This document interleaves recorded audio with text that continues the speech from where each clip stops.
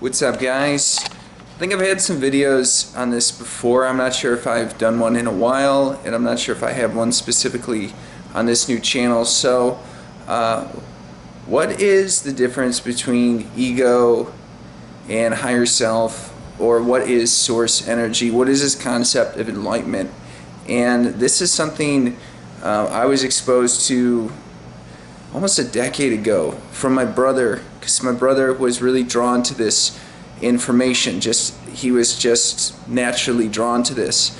So he was studying a lot of old school masters and also some new school ones. And you know, I was trying to read the material, and it was very confusing to me. You know, basically what these people would say is, we're experiencing this, we're the observer.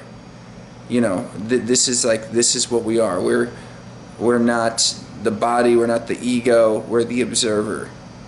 And I didn't 100% know what they meant by that. And people, the way I heard it described, and maybe this is the way I describe it, maybe this is the way a lot of people today describe it, but this is a good way of explaining it. You look at a video game and you think you are the player. You think you're Mario, you think you're Ryu or Guile or something. You know, these are, I'm referencing Mario, Super Mario and Street Fighter. They're just games. But what you really are is, yeah, you are that, but you're also the game. So that sounds confusing. Like, am I two things? Let me explain this in a way that makes more sense. If you are the game, you can be everything in the game, okay? And you know, Super Mario is an extension of the game, just one small part. So if you are Super Mario, if you choose to be the player, Super Mario, you are Super Mario, okay? But you're also the game. And this is what ego is. This is what ego and higher self is. We are, the ego is a part of us. You know, I think this was something that was lost in the old school teachings, is there's ego death, we are not the ego. And it's like, with more understanding as time goes on, it's like, wait, okay, ego is a part of us, but it's not all of us. You know, and not all teachers, you know, some teachers understood this, but some of the ways this was taught, that was kind of lost in the mix. Now I'll explain why that's relevant. But source, okay, this concept of source, and just interpret this hypothetically, okay, guys? You don't have to believe this. It's this idea that there was always something that was infinite, okay? There was always something that was unexplainable. You know, you can call it God, you can call it the universe. But in order to understand what that is, you need to separate from that highest form.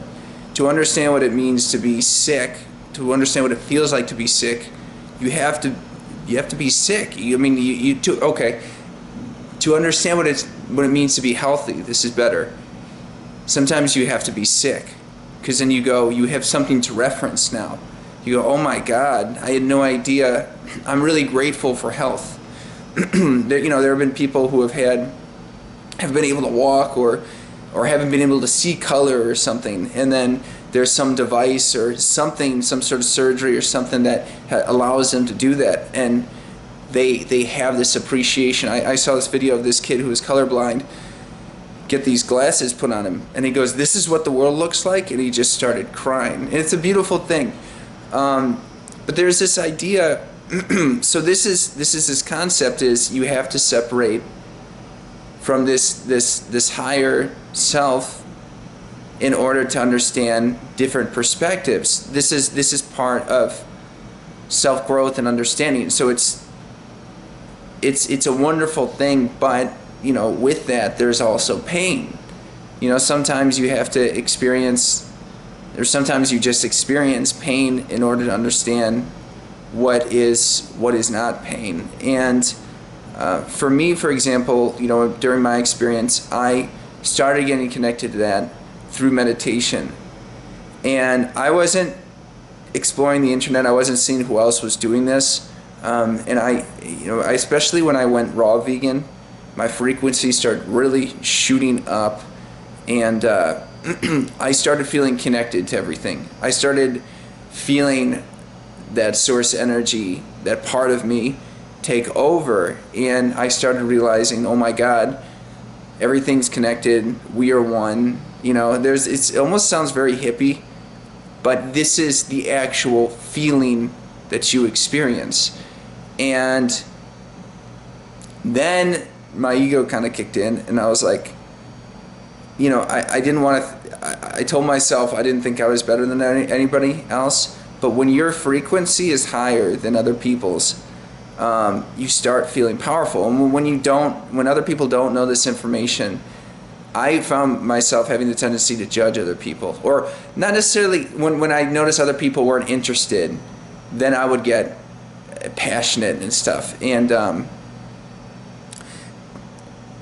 no one's better than anybody, okay? Nobody is better than anybody.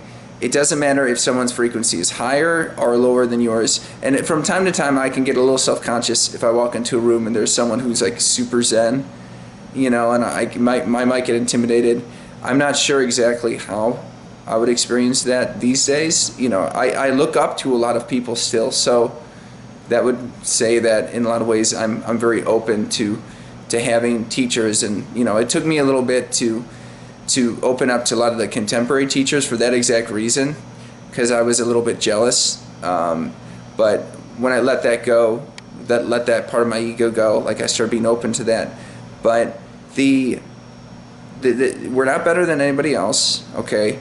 It doesn't matter if someone's frequency is higher, lower than yours. It doesn't matter if someone knows this information or doesn't know this information.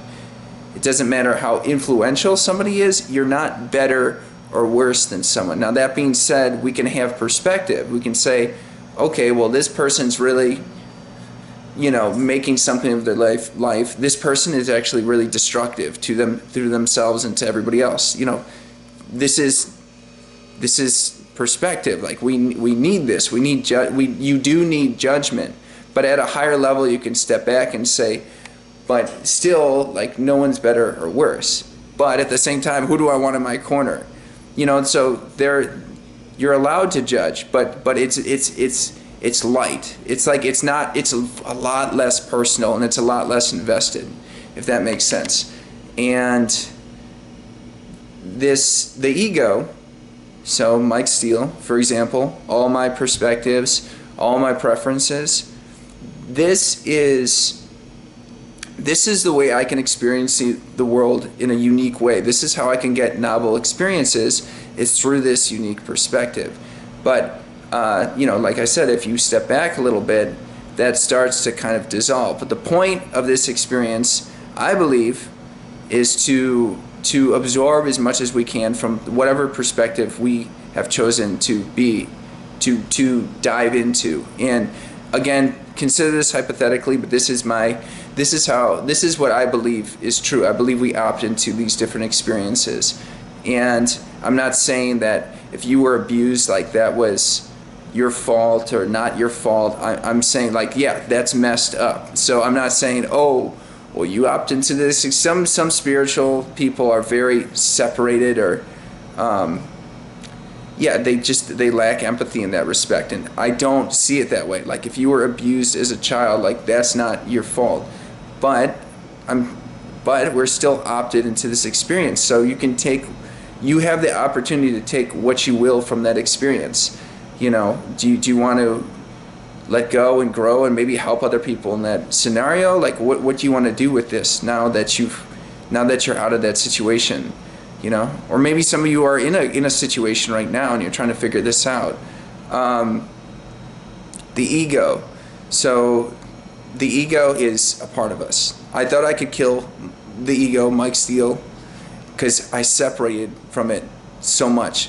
But then I realized at one point, I was like, the point of experiencing life is to dive into my preferences, to understand the nuances of my life. And so that part of me, the ego, it doesn't go away. It's true. Like, it doesn't dissolve. You don't kill the ego. You just don't 100% identify with it anymore.